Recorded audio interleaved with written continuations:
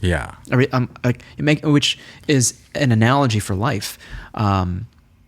The deeper down the rabbit hole you go in any topic like jiu-jitsu, you start to realize, like in the maybe very beginning, and I think Jay might have shared, Valko might have shared this like analogy of how black belts use more of the basics, right? Yes, like that analogy. yes. But along the same vein, you have this like the Dunning-Kruger effect of like this false sense of confidence, this delusional confidence when you get started, which is kind of maybe necessary to help persevere and to go deeper. But you overcome the hump of that delusional confidence and you realize you're humbled with this depth of how much you don't know or how much more there is to know.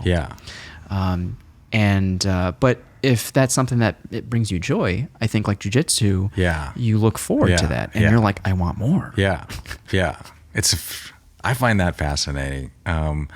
There's actually a shirt that I do want to design for ANTIHERO. I haven't done it yet.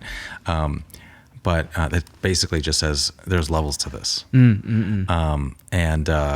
Like for example, in jiu-jitsu, it's like there are many black belts, or there's black belts, but within black belts there's levels.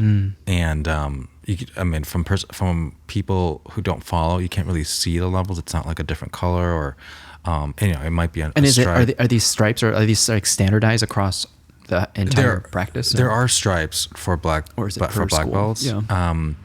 That is given to a black belt, but like a two-stripe black belt isn't the same as a two-stripe black belt from somewhere else, or from another school. From I don't want to say from another school, but like for blue belts, right? Let's just say, because I don't want to talk about black belts, but for blue belts, if you have a two-stripe blue belt here and a two-stripe blue belt here, they're not the same. They might not be the same, and there's reasons for that.